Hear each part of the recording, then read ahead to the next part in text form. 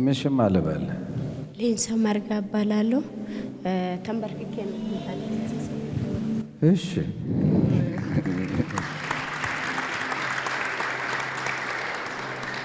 ጌታ ቤት ነው ያደግኩት፣ ግን ጌታን ከተቀበልኩት ገና 5 ወሬ ነው። እኔ ኡጋንዳ ሄጄ ጌታን እንደተቀበልኩት ማለት ነው። እኔ 1999 ጀምሮ በአፍንጫዬ በጉሮሮዬ መግል ይወጣ ነበር። ሰዎች አጠገብ አልቀመጥም፣ ብቸኛ ሰው ነበርኩት። እዚህ አካባቢ ቁጭ ብዬ በጠዋት ነው ተብለን እዚህ ጋር እየተጸለየ ያለ ተነሱ የሚያማችሁ ብሎ አፖስትል እንትን እያለ ነበር። ከዛን ቆምኩት። ከዛ ቀን ጀምሮ ያ መግል ወደ ጉሮሮ የሚወጣ ይመራል። አረ በጌታ መቆም አልችልም። ያ በአፍንጫዬ የሚወጣ ከሶፍት አልፎ በጨርቅ ነው። ቸርች አልሄድም ስለሚወጣ የሰው ሽታ ምናምን፣ ቡና፣ ሽቶ፣ ወጥ የሚሰራ ሁሉ ለ19 ዓመት ሙሉ አልሰማም ነበር። ለ19 ዓመት ሙሉ አልሰማም ነበር።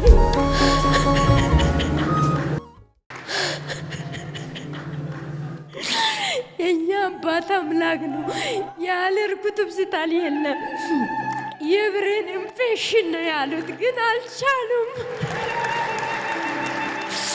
የኔ የሚችለው አባት ያለ እርኩበት ቸርች የለም። ውጭ ሀገር እጄ ለመታከም አቅም የለኝም። ቤተሰቦቼ ጣሉኝ፣ ተውኝ እኮ። ግን እዚህ ቤት ከገባው እንጀምሮ ያ ቀንበር ከላይ ላይ ወረደ።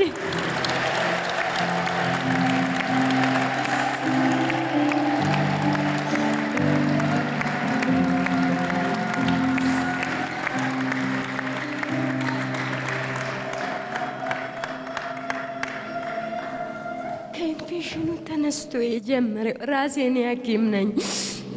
እስከ ማስተርስ ድረስ ነው የተማርኩት፣ ግን ራሴን መፈወስ አልቻልኩትም። እውቀት ስላለ አይደለም።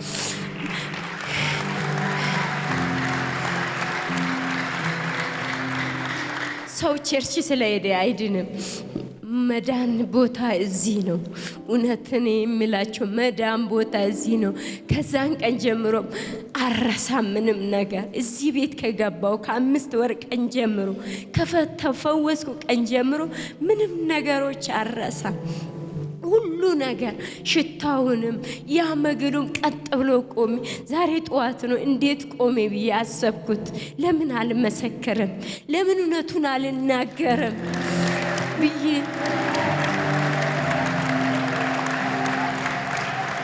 ይሄው ዛሬ እግዚአብሔር ይመስገን ሙሉ ሰው ሆኛለሁ። አባቢ በጣም አመሰግናለሁ።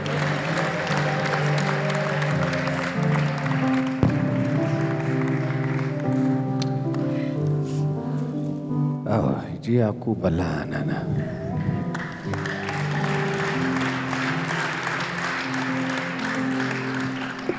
ሴት ሆነክ